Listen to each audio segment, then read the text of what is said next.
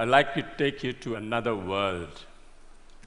And I'd like to share a 45-year-old love story with the poor living on less than $1 a day. I went to a very elitist, snobbish, expensive education in India, and that almost destroyed me. I was all set to be a diplomat, teacher, doctor, all laid out. I don't look it, but I was the Indian national squash champion for 3 years.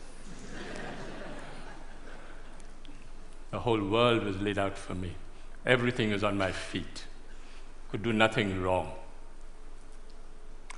And then I thought, out of curiosity, I'd like to go and live and work and just see what a village is like.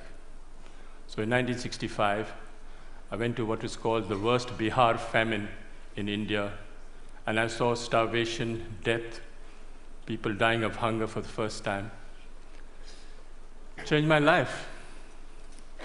Came back home, told my mother, I'd like to live and work in a village. Mother went into a coma. What is this? The whole world is laid out for you, the best jobs are laying out for you, and you want to go and work in a village? I mean, is there something wrong with you?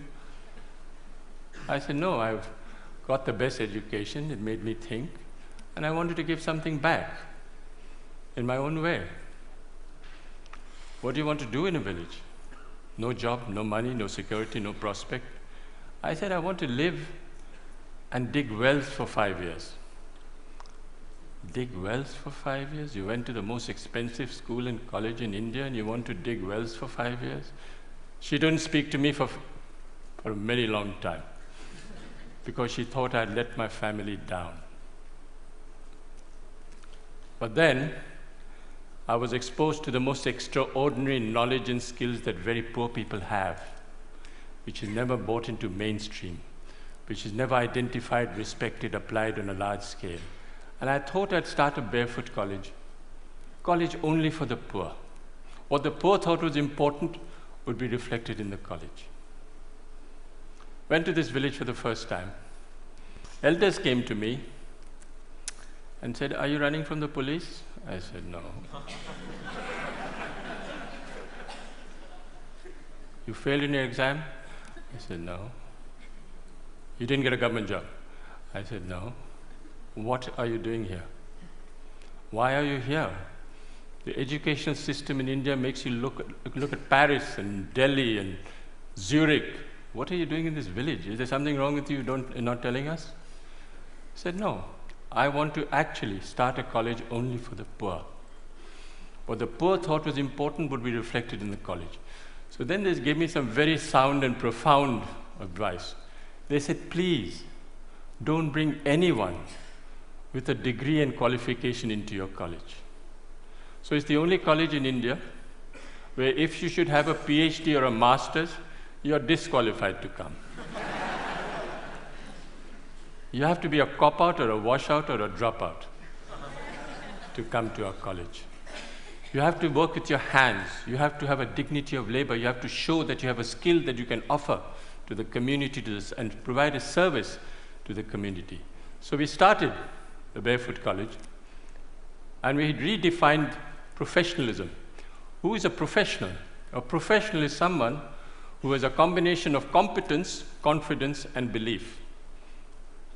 A water diviner is a professional. A traditional midwife is a professional. A traditional bone setter is a professional. These are professionals all over the world. You'll find them in any inaccessible village around the world. And we thought that these people should come into mainstream and show that the knowledge and skills that they have is universal. It needs to be used, it needs to be applied, it needs to be shown to the world outside that these knowledge and skills are relevant even today. So the college works following the lifestyle and work style of Mahatma Gandhi. You eat on the floor, you sleep on the floor, you work on the floor. There are no contracts, no written contracts. You can stay with me for 20 years, go tomorrow. And no one can get more than $100 a month. You come for the money, you don't come to Barefoot College. You come for the work and the challenge, you come to the Barefoot College. That is where we want you to try crazy ideas. Whatever idea you have, come and try. Doesn't matter if you fail. Battered, bruised, you start again. It's the only college where the teacher is the learner and the learner is the teacher. And it's the only college where you don't give a certificate. You are certified by the community you serve. You don't need a paper to hang on the wall to show that you are an engineer. So when they said that, they said, well, show us what is possible. What are you doing? This is all mumbo jumbo if you can't show it on the ground. So we built the first Barefoot College in 1986. It was built by 12 barefoot architects who can't read and write. Built on $1.50 a square foot. 150 people lived there, worked there. They got the Aga Khan Award for Architecture in 2002. But then they suspected, they thought there was an architect behind it. I said, yes, they made the blueprints, but the barefoot architects actually constructed the college. We are the only ones who actually returned the award for $50,000 because they didn't believe us and we thought that they were actually casting aspersions on the barefoot architects of Telonia. I asked a forester, high-powered, paper-qualified expert. I said, what can you build in this place? He had one look at the soil and said, forget it, no way, nothing can work. No water, rocky soil. I was in a bit of a spot, and I said, okay, I'll go to the old man in the village and say, what should I grow in this pot? He looked quietly at me and said, you build this, you put this, and it'll work. This is what it looks like today. Went to the roof, and all the women said, clear out. The men should clear out because we don't want to share this technology with the men. This is waterproofing the roof. It is a bit of jaggery, bit of urine, and a bit of other things I don't know, but it actually doesn't leak. Since 1986, it hasn't leaked. This technology, the women will not share with the men. It's the only college which is fully solar electrified. All the power comes from the sun. 45 kilowatts of panels on the roof and everything works out of the sun for the next 25 years. So long as the sun shines, I have no problem with power. But the beauty is that it was installed by a priest, a Hindu priest who's only done 8 years of primary schooling. Never been to school, never been to college. He knows more about solar than anyone I know anywhere in the world. Guaranteed. Food, if you come to the Barefoot College, is solar cooked. But the people who fabricated that solar cooker are women. Illiterate women who actually fabricate the most sophisticated solar cooker. It's a parabolic Scheffler solar cooker. Unfortunately, they're almost half German. They're so precise. You'll never find Indian women so precise. Absolutely to the last inch, they can make that cooker. And we have 60 meals twice a day of solar cooking.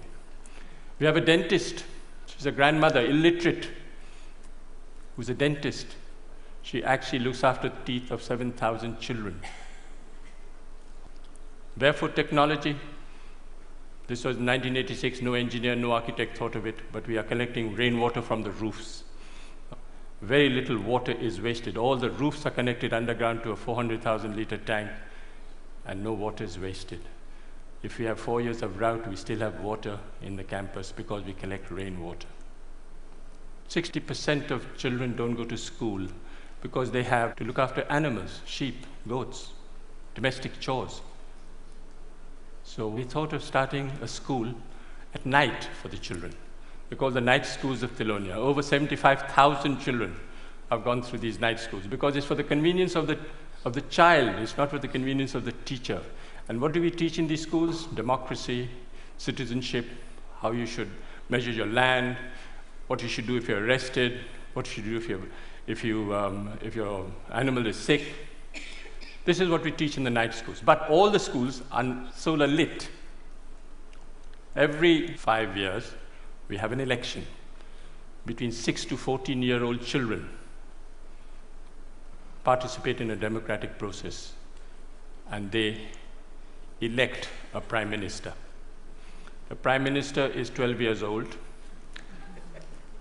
She looks after 20 goats in the morning, but she's prime minister in the evening.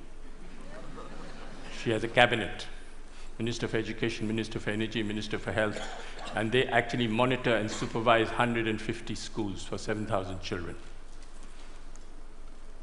She got the World's Children's Prize 5 years ago, and she went to Sweden. First time ever going out of a village, never seen Sweden, wasn't dazzled at all by what was happening. And the Queen of Sweden, who's there, turned to me and said, "Can you ask this child where she got her confidence from? She's only 12 years old, and she's not dazzled by anything." And the girl who's on her left turned to me and looked at the Queen straight in the eye and said, "Please tell her I'm the Prime Minister."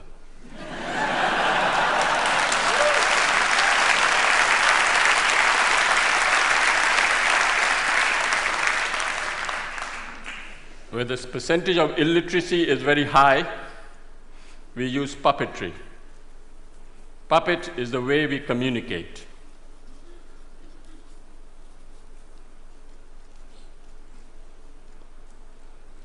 You have Joachim Chacha, who's 300 years old. He's my psychoanalyst, he's my teacher, he's my doctor, he's my lawyer, he's my donor. He actually raises money, solves my disputes. He solves my problems in the village.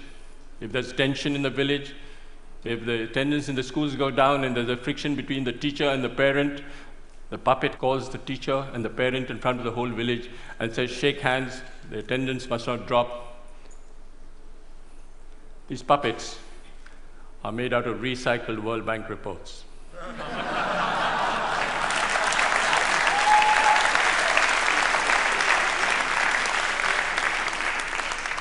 So this decentralized, demystified approach of solar electrifying villages, we've covered all over India, from Ladakh up to Bhutan. All solar electrified villages by people who have been trained. When we went to Ladakh and we asked this woman, at minus 40, you have to come out of the roof because there's no place, it's all snowed up on both sides. And we asked this woman, what was the benefit you had from solar electricity? And she thought for a minute and said, "It's the first time I can see my husband's face in winter." Went to Afghanistan. One lesson we learned in India was men are untrainable.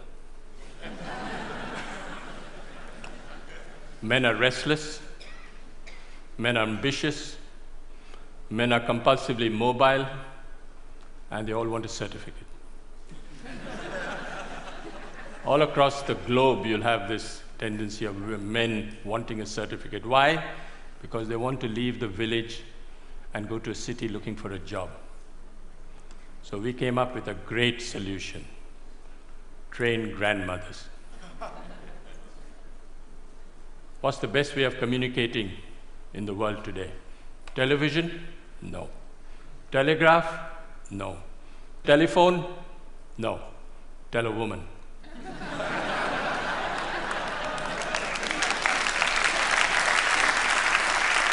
So we went to Afghanistan for the first time. And we picked 3 women and said, we want to take them to India. They said, impossible. They don't even go out of their rooms and you want to take them to India. I said, I'll make a concession. I'll take the husbands along as well. So I took the husbands along. Of course, the women were much more intelligent than the men. In 6 months, how do we train these women? Sign language. You don't use the written word. You don't use the spoken word. You use sign language. And in 6 months, they can become solar engineers. They go back and solar electrify their own village. This woman went back and solar electrified the first village, set up a workshop. The first village ever to be solar electrified in Afghanistan were by the 3 women. This woman is an extraordinary grandmother, 55 years old, and she solar electrified 200 houses for me in Afghanistan, and they haven't collapsed. She actually went and spoke to an engineering department in Afghanistan and told the head of a department the difference between AC and DC. Didn't know. Those 3 women have trained 27 more women and solar electrified 100 villages in Afghanistan. We went to Africa and we did the same thing. All these women sitting in one table from 8, 9 countries, all chatting to each other, not understanding a word because they're all speaking the different language. But their body language is great. They're speaking to each other and actually becoming solar engineers. I went to Sierra Leone, and there was this minister driving down at the dead of night, comes across this village, comes back, goes into the village and says, well, what's the story? They said, these 2 grandmothers. Grandmothers? Minister couldn't believe what was happening. Where did they go? Went to India and back. Went straight to the president. He said, do you know there's a solar electrified village in Sierra Leone? He said, no. Half the cabinet went to see the grandmothers the next day. What's the story? So he summoned me and said, can you train me 150 grandmothers? I said, I can't, Mr. President, but they will. The grandmothers will. So he built me the first barefoot training center in Sierra Leone, and 150 grandmothers are being trained in Sierra Leone. Gambia.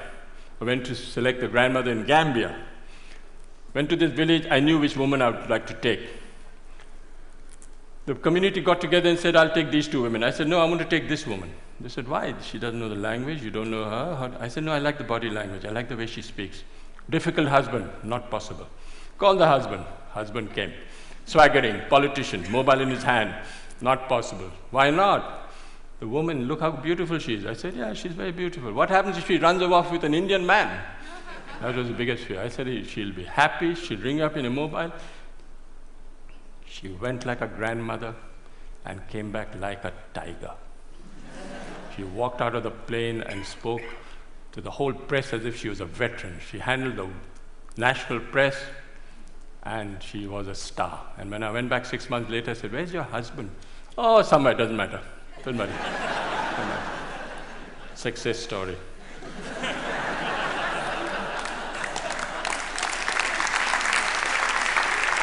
I'll just wind up by saying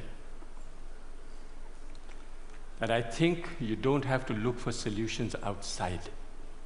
Look for solutions within and listen to people. They have the solutions in front of you. They're all over the world. Don't even worry. Don't listen to the World Bank. Listen to the people on the ground. They have all the solutions in the world. I'll end with a quotation by Mahatma Gandhi. First they ignore you, then they laugh at you, then they fight you, and then you win. Thank you.